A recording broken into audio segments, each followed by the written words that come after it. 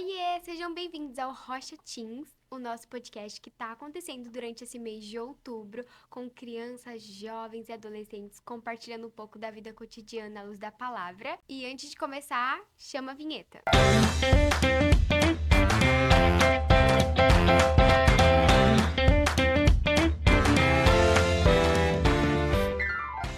Depois dessa vinheta maravilhosa, a gente vai falar hoje sobre o nosso chamado em Deus. E aí, Sophie, como você tá hoje?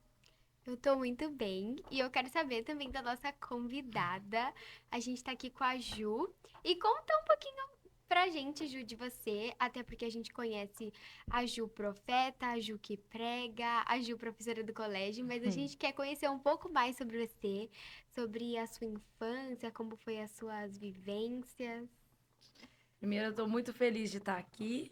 Eu amo estar com crianças e adolescentes, porque se eu falar que elas são crianças, elas vão me bater. E é muito importante o assunto que a gente está conversando aqui hoje. E a Sophie perguntou como foi a minha infância, né? E o tema é o nosso chamado em Deus. Eu acredito que o que fez toda a diferença na minha vida foi eu ter uma mãe que me deu destino. E um pai também, apesar que o meu pai se converteu depois, mais tarde. Mas ter uma mãe que me deu destino fez com que eu descobrisse o meu chamado em Deus muito rápido. Então, desde muito pequena, minha mãe conta hoje que eu sempre fui muito diferente. Então, eu tinha certos discernimentos em Deus que hoje eu sei que é discernimento, mas eu sentia que pessoas iam engravidar. E aí eu falava, nossa, mãe, fulano tá grávida.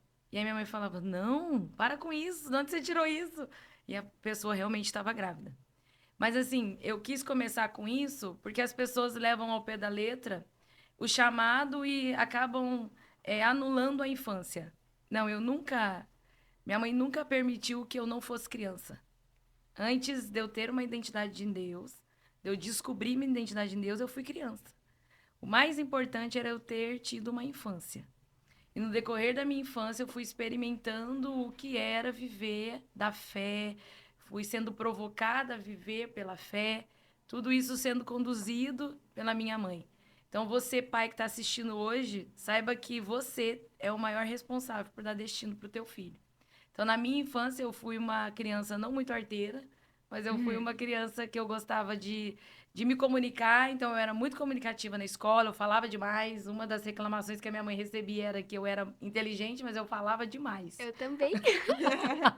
Então, Todos toda nós. reunião era isso. Ela é muito legal, ela é muito boazinha, mas ela conversa demais. Então, eu sempre fui muito comunicativa, mas o meu lar nem sempre foi um lar cristão.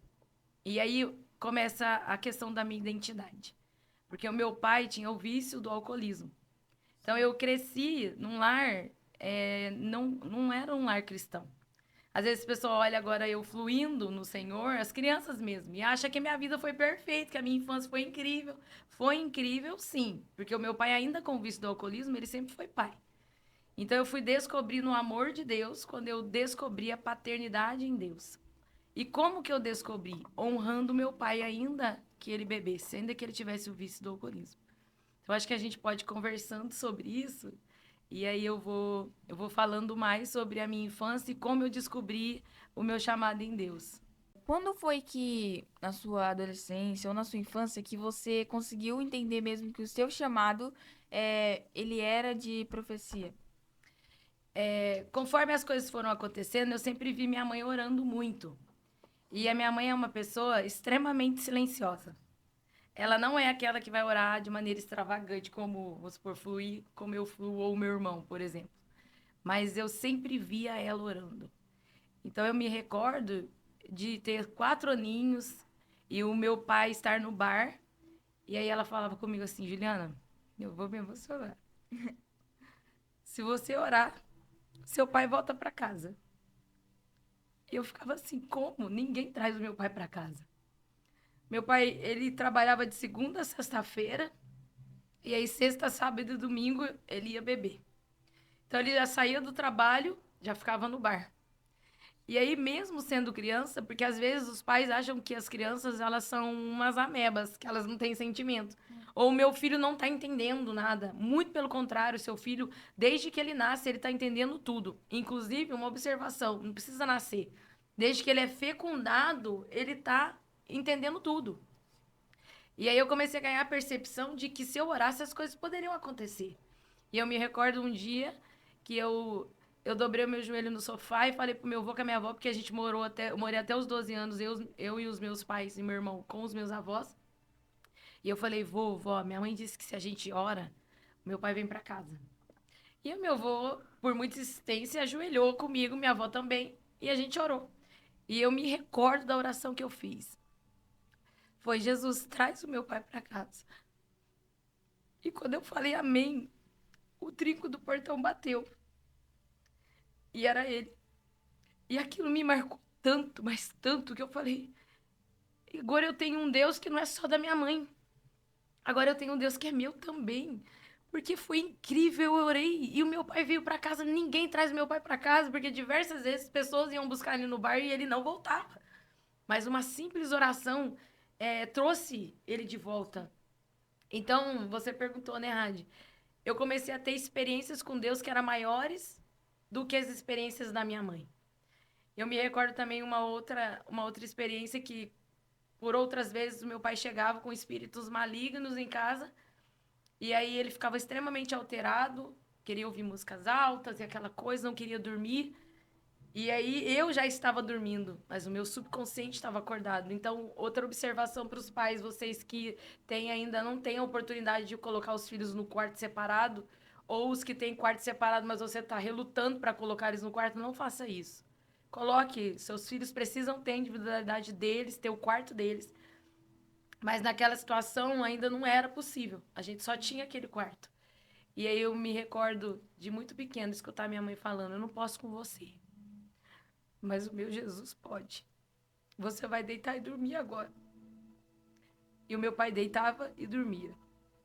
E aí mais uma coisa ficou em mim, de que o Jesus que trazia o meu pai para casa era o Jesus que tirava os demônios que estavam nele. Eu não estava entendendo nada que estava acontecendo, mas eu estava entendendo tudo, porque eu precisava saber de um Deus que fazia além do que a minha mãe conseguia. Sim, E aí o meu chamado foi acontecendo. Eu fui vivenciando quando não tinha provisão, ou quando eu queria alguma coisa. Minha mãe nunca comprou de imediato. A gente sempre tinha que orar para ter as coisas. Então minha mãe falava: vai orar. Eu falava: mas a senhora não pode comprar? Não, não posso comprar. Porque o provedor da nossa casa não é o seu pai, não sou eu, Juliana. O provedor da nossa casa é Jesus, vai orar. Então, desde sempre, para ter as coisas, eu tinha que orar. E aí a gente abre outro parênteses. Bote seu filho para orar. E uma coisa que minha mãe sempre deixou claro para mim: eu não tinha que ter as coisas que ela não teve. Porque às vezes a gente acaba entrando numa linhagem muito perigosa, né? De querer dar para os filhos o que a gente não teve. Mas então você está querendo que o seu filho encarne você? Não, a gente nem acredita nisso.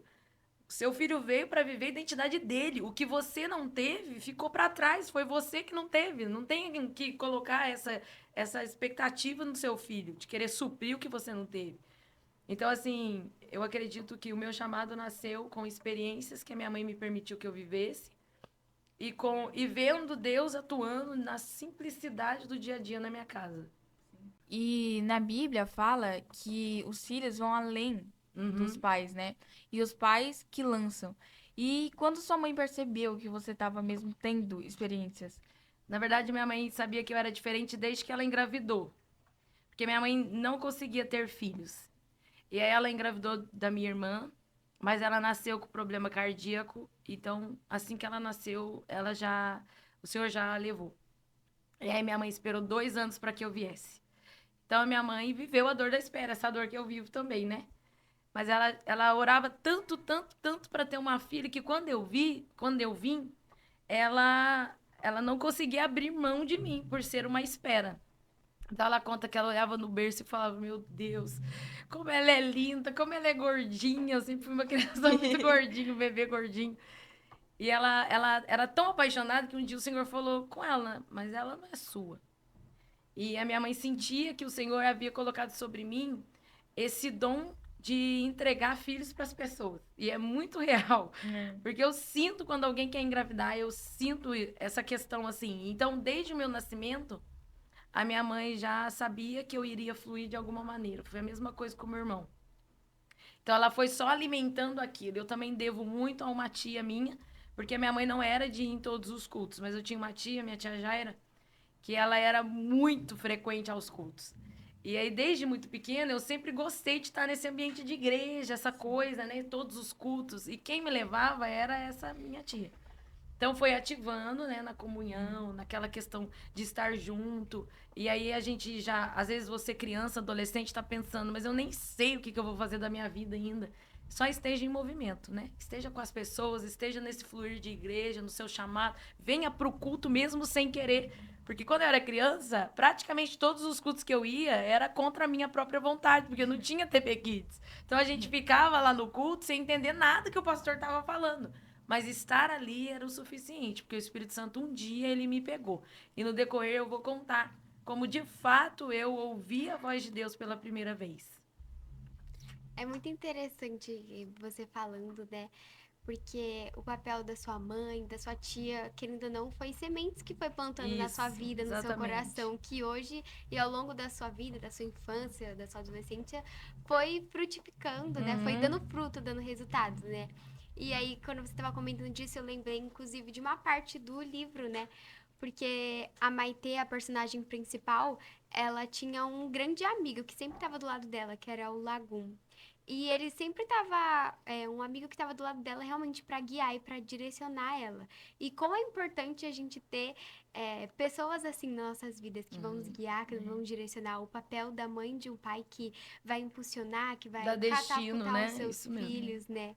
E que conforme a vida e a gente vai percebendo naquele momento que a gente percebe que a gente não tá só vindo para a igreja ou a gente tá fazendo porque a nossa mãe falou, mas ao decorrer do tempo a gente vai percebendo e construindo nosso próprio relacionamento com Deus, né? Exatamente.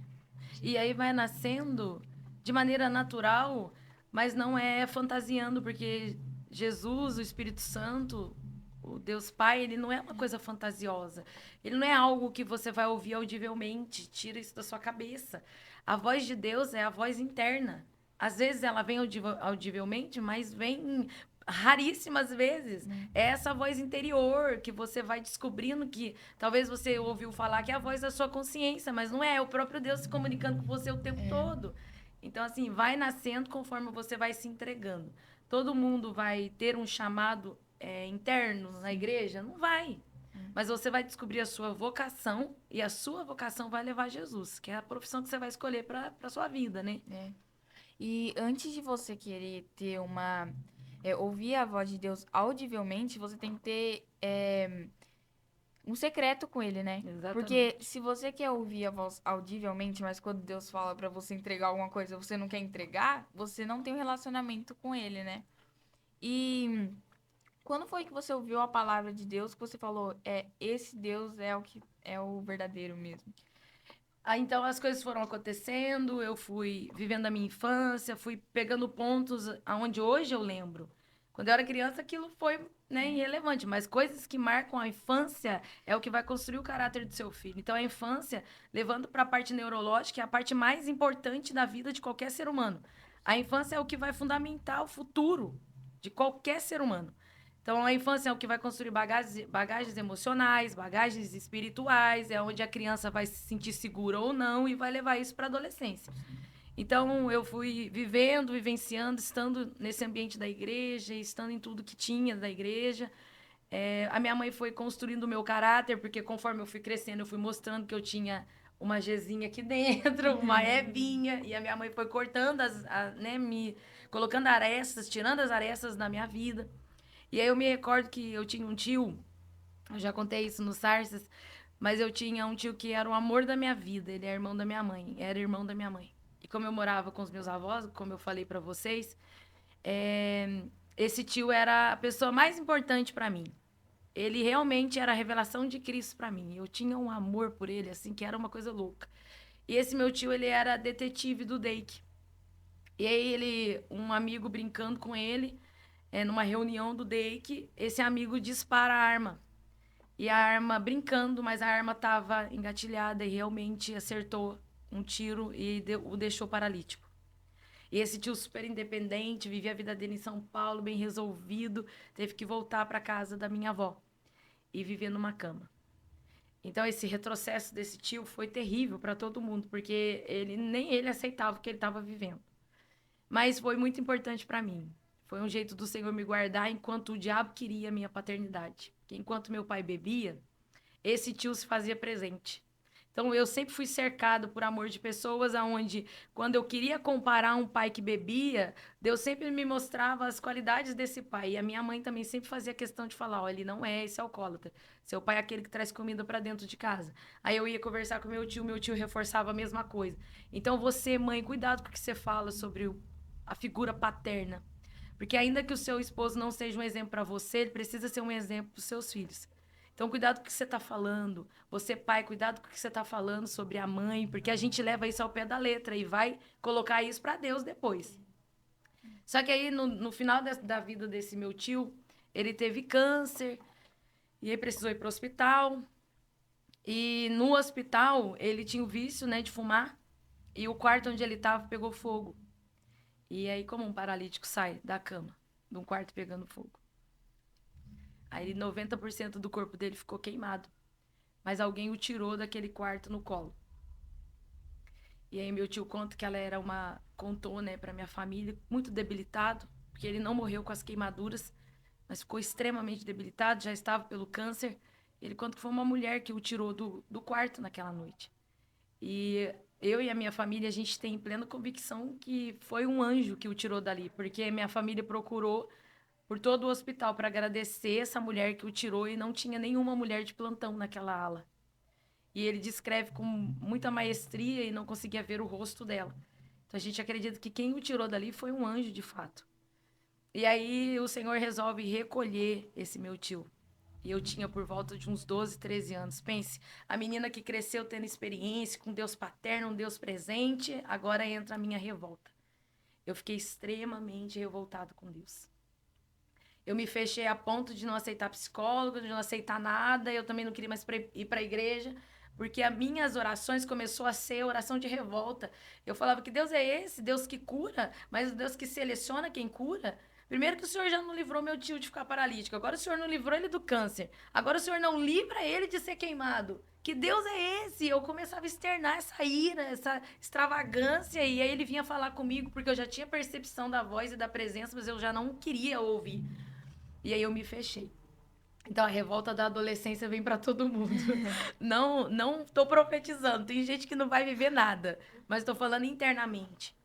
E aí a minha mãe, com muita sabedoria também, me conduziu para ir falar com Deus e eu não queria e tal. Eu me lembro que o meu encontro, que a Adi perguntou, quando foi que a palavra de Deus realmente foi verdadeira em mim. No meu quarto, nessas crises terríveis que eu estava tendo, me recordo de estar no escuro. Era uma dor tão grande na minha alma que eu preferia morrer. Eu não queria mais viver, mas eu não tinha coragem de pedir para morrer. E aí eu lembro que eu escutei a voz de Deus audivelmente pela primeira vez. Poucas vezes na minha vida eu escutei ele novamente. E aí ele falava comigo, eu sei da sua dor. Eu sabia que era ele. Como que a gente sabe que é Deus? Se relacionando. Radassa acabou de falar uma coisa, que você só sabe que tem relacionamento com Deus se você tem relacionamento com Deus. Como que começou? Lendo a palavra, porque era o único meio de comunicação que eu tinha com Deus, é o único meio que a gente tem com Deus. Ler o que ele deixou. Conforme eu ia lendo, eu fui crendo e fui vivendo. Então aquela voz interna e agora audível, eu sabia que era meu pai, porque tinha cheiro de pai, tinha cheiro de presença. E eu pedi para que ele saísse do meu quarto, porque eu não queria me comunicar com ele. E ele era insistente, era uma presença insistente, porque Deus é insistente. E ele falou, eu sei da sua dor. E eu gritei mais uma vez que ele não sabia. E aí eu me recordo que eu ouvi a frase onde eu entendi o plano da salvação dentro do meu quarto. Ele falou, Juliana, eu entendo, porque de morte eu entendo.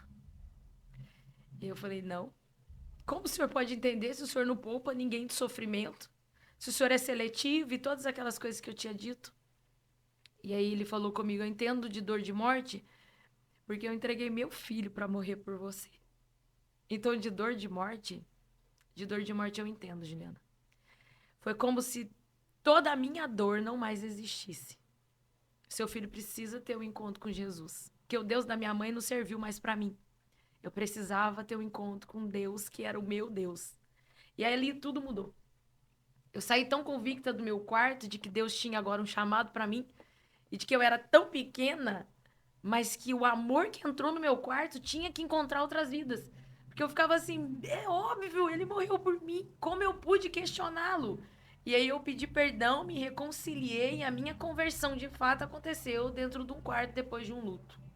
Então não tente privar os seus filhos de viver a frustração. A frustração me levou pro meu chamado. Às vezes cerca tanto, né? Ai, não, mas deixa o luto, vamos fazendo, vamos... Não, Deus tinha um plano e tem pro seu filho também, como tem pra vocês, né? E é a dor que te leva pra vitória, né? É. Então levou. você na dor do luto, sofrendo e questionando, Deus te levou para um relacionamento com ele, né? Exatamente. Isso é incrível. E acho que é muito importante quando a gente tem essas experiências, alguma coisa que você viveu com Deus, que isso marca a sua vida, isso marca a sua história. Por exemplo, por mais que eu nasci no berço cristão, então desde pequenininha eu sempre vim pra igreja, eu nunca ouvi a minha mãe falar pra mim, você quer ir pra igreja? Ela simplesmente me pegava e falava, vamos pra igreja. Então isso foi algo que foi importante pra mim, porque isso foi construindo em mim o hábito de ir pra igreja. E talvez quando eu era pequena, talvez não entendesse muito, eu ficasse sentada ali. Mas aí vai crescendo e aí vai entendendo, vai ouvindo. E aí eu gostava de dançar na igreja, na salinha. E aí depois eu passei a ficar do lado da minha mãe e acompanhar os cultos, né? Mas em algum momento a gente tem um encontro com Deus, onde a gente realmente é marcado. E geralmente pode ser que a pessoa tenha uma super experiência com Deus. Ela ouça a voz de Deus audível, ou Deus aparecer em um sonho, uma coisa assim super incrível. Mas também Deus pode te encontrar simplesmente no seu quarto, né? Isso. Mas você cultivar esse relacionamento com Deus, isso é muito importante, né? E o papel das mães, o papel do pai e da mãe nisso é muito importante, de incentivar os filhos a construir um relacionamento com Deus, né? E aí eu lembrei da Ju comentando da mãe dela, que muitas vezes, diante de situações que ela viveu com o pai dela, ela sempre continuava incentivando e afirmando. A gente vê o papel da mulher sábia, que edifica o lar, a mulher sábia que edifica a sua família. É isso é mesmo. muito Fez toda a importante. diferença pra mim. Fez tamanha diferença a ponto de eu querer ter minha família. Porque hoje o que o diabo quer? Ele quer roubar a identidade dos adolescentes. Então ele rouba como? Frustrando. Eu podia ser uma mulher totalmente frustrada a ponto de não querer ter um marido. Porque eu vi minha mãe sofrendo tanto que qual o sentido de ter um marido? Eu poderia querer estar sozinha. Mas a imagem fundamental foi, Juliana, se a gente não crê num Deus que pode restaurar o seu pai, qual é o sentido de crer em Deus? E aquilo era tão real para ela que era real para mim. Então, quando meu pai se converteu verdadeiramente, porque esse dar destino era eu ver minha mãe escrever versículos na tampa da marmita. E eu falava, mãe, para com isso, ele nem lê. E ela, eu não sei o que ele vai fazer, eu sei que eu tenho que fazer alguma coisa. Era ver a minha mãe, enquanto lavava a roupa dele depois do bar, orando. E eu falava, nunca que eu ia lavar a roupa dele, porque ele nem merece que a roupa dele seja lavada. Não, mas não é sobre ele, Juliana. É sobre o que eu acredito que Deus vai fazer nele. É sobre ver minha mãe separando o melhor pedaço de carne para alguém que não merecia nem comer a carne, porque ele tinha acabado de nos decepcionar. Mas assim, são traços e isso é papel de mãe. Isso é papel da gente.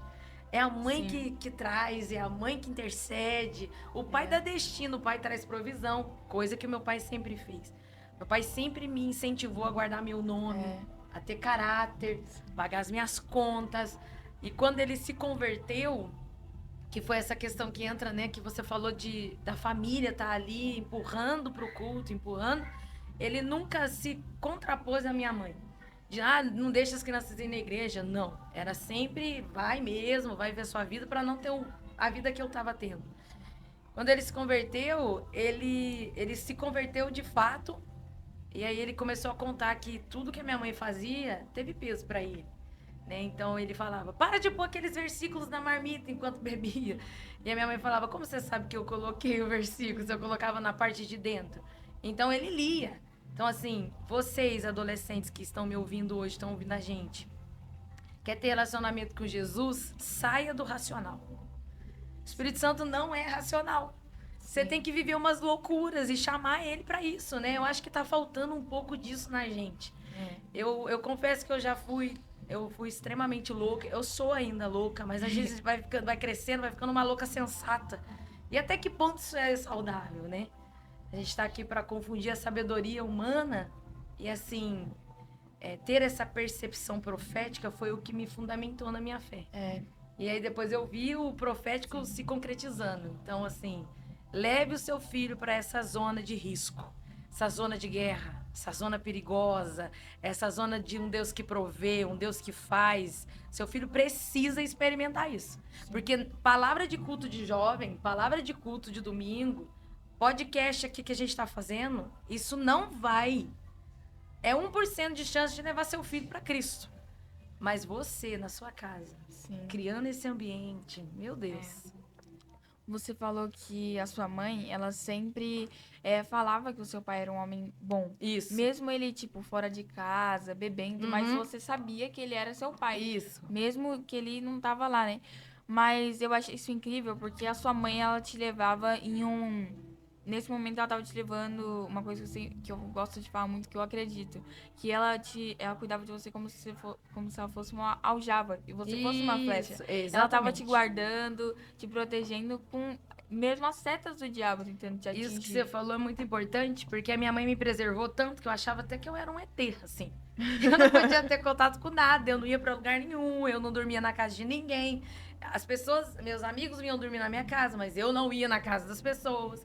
Festa, eu nunca fui numa balada, eu nunca fui numa festa do mundo. Eu não sabia o que era o mundo. E aquilo era muito assustador pra mim, porque daí conforme você vai crescendo, você vai descobrindo pessoas, você vai pro ensino médio, você vai descobrindo a vida. E aí você fica, mãe, eu preciso viver, né? Aquela coisa assim. E hoje eu sei o quanto isso foi importante pra mim. Sim. Então, assim, os pais precisam ser firmes. Que hoje, o que tá acontecendo? Muito pai e mãe com medo de filho. Ah, mas é porque se eu falar, é porque eu tenho que respeitar a privacidade. Que privacidade? Não existe isso. O quarto dele, a casa é sua, o quarto é você que paga tudo, a internet que ele usa Saiu é você da que sua paga. barriga. Saiu da sua barriga. Enquanto tá ali, é você que manda. Não tem essa de privacidade. Que privacidade? Não tem isso. Minha mãe nunca nos deixou ter privacidade. Era tudo cronometrado. A internet era... Meu pai também, né? Muito firme, muito rígido. O celular eu fui ter depois de muito tempo. Então, assim, isso que você falou. Você ter esse domínio, esse governo, vai fazer com que seu filho descubra quem Jesus é.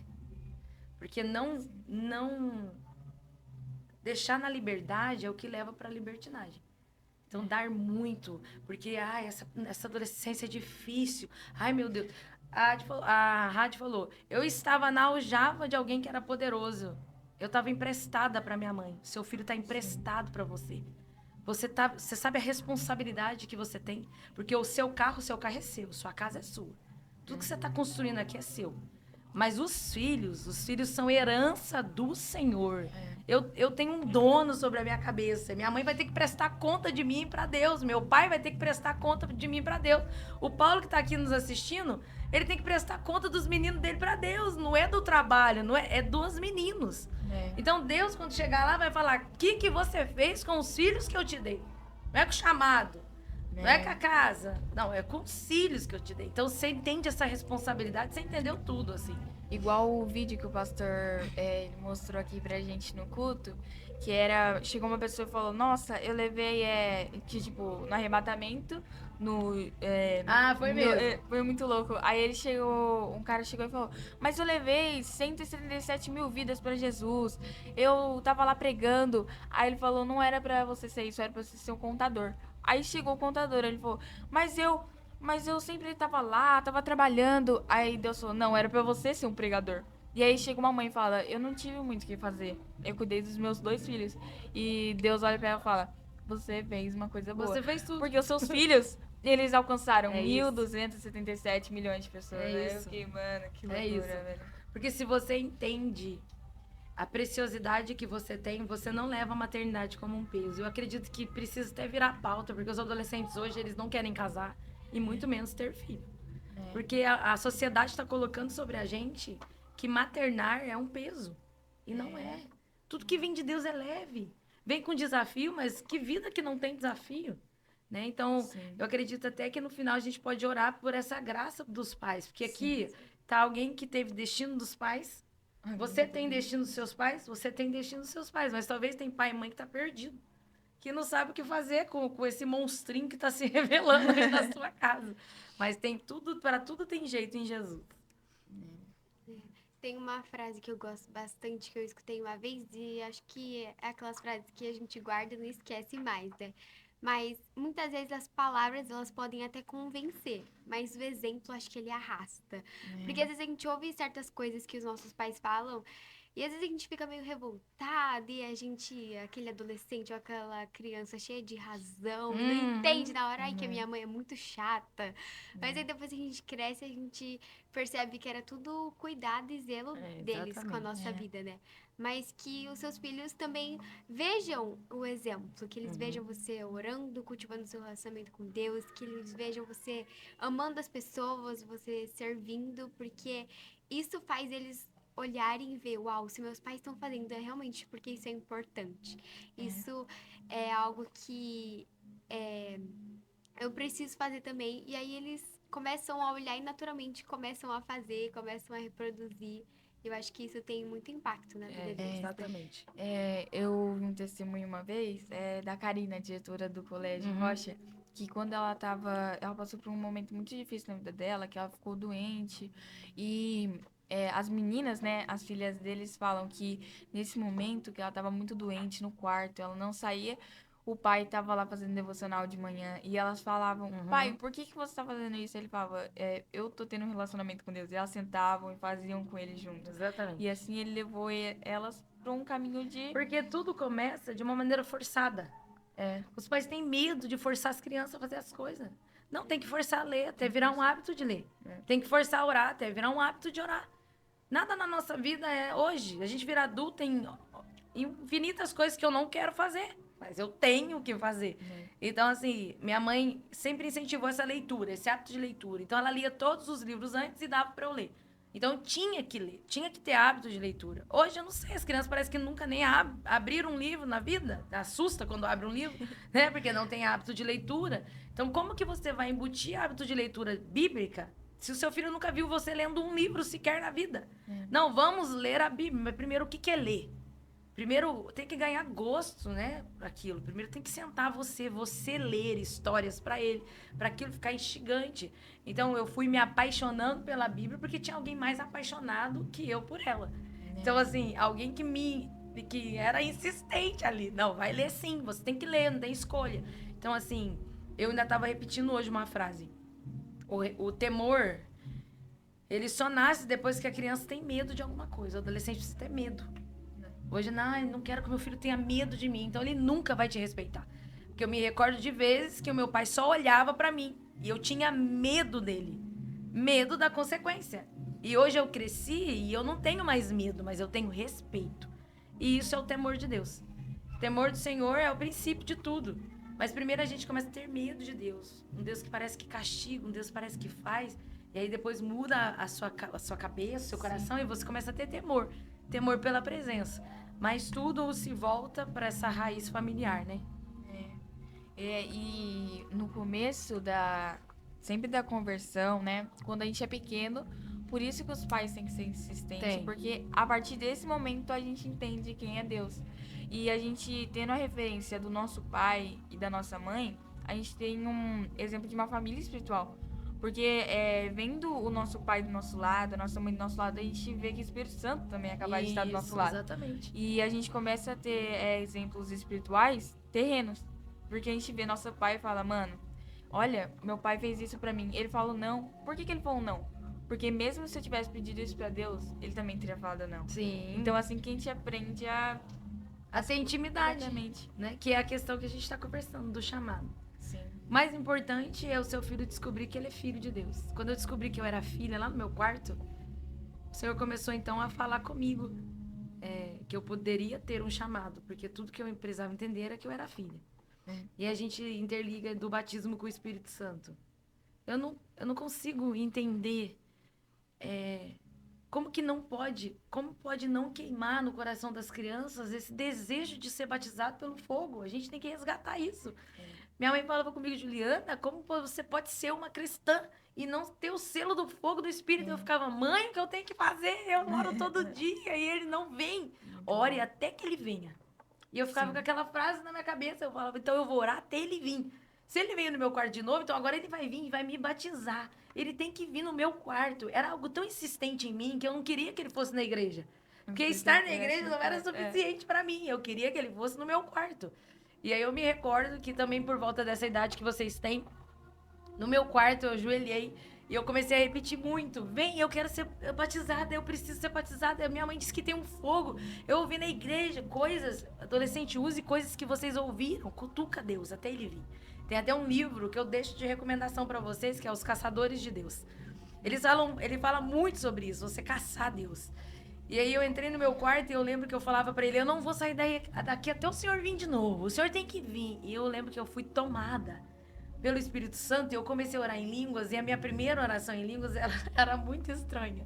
Porque ela era um grito que ia aumentando assim, a altura. E aí meu pai ficou extremamente assustado, porque a porta estava trancada, imagina. A porta trancada, meu pai tentando entrar, achando que o meu irmão tinha me batido, porque eu tava chorando. Foi uma guerra do lado de fora até eu conseguir abrir a porta.